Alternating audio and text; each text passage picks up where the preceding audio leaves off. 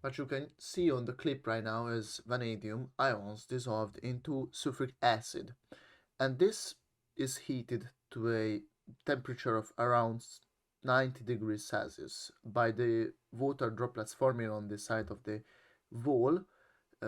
This can be like seen. I'm going to add 12% hydrogen peroxide to this solution later on in the video. If you watch thoroughly and fully, the solution will turn green once again, not fully, but because I didn't record the whole thing, but you will get the point that it slowly but surely turns back into a green state.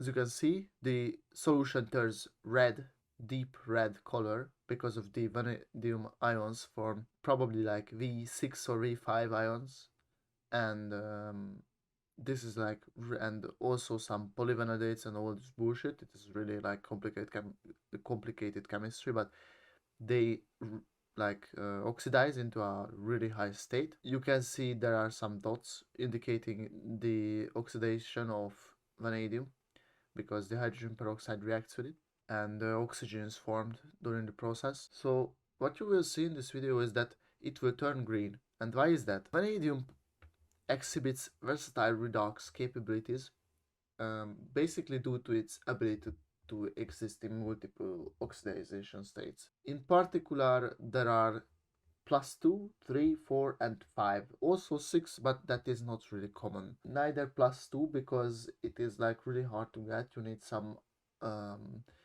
zinc amalgam or some zinc in itself to reduce it back to that state, but it really likes to donate electrons to other species and become an oxidizer. So vanadium 3 is this green version of it, as you can see, and this is like on the video is visible that it slowly but surely turns back into this green state, indicating that the reduction is taking place. The third state of vanadium is the green one that you can see in the beginning and in the end. This is the most common of them, and they can, or at least it can act as both as an oxidizing and as a reducing agent, depending on the reaction conditions and the nature of the other reactants and species involved.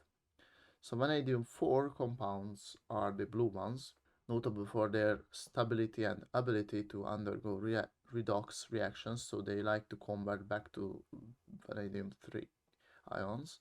But in terms of other reactants, they tend to go to the fifth.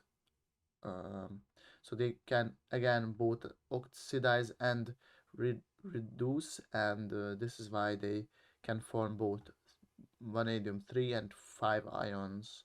5 is the most used probably by the chemical industry, and also 4 to make like pigments, ceramics and catalysts, but 5 is the most notable and basically the one that we seek and what we want to make for the ability to precipitate out ammonium metavanadate and then turn that into vanadium pentoxide, which is a catalyst in the contact process. Thus, we can utilize the glorious chemical capabilities of this beautiful transition metal, basically. And there is the sixth state, although it is less common.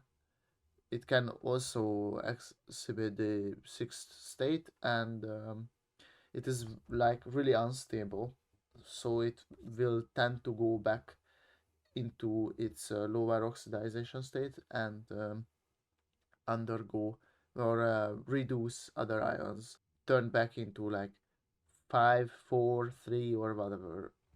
In the reaction that is shown in the video, it goes back into the state of 3, which is a green color. So I really hope you found this video helpful and found some value in it.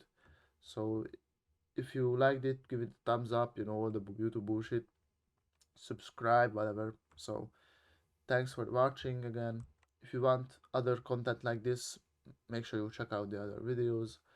So again, see you in the next one. Do the hard work, especially when you don't feel like it. Mwah.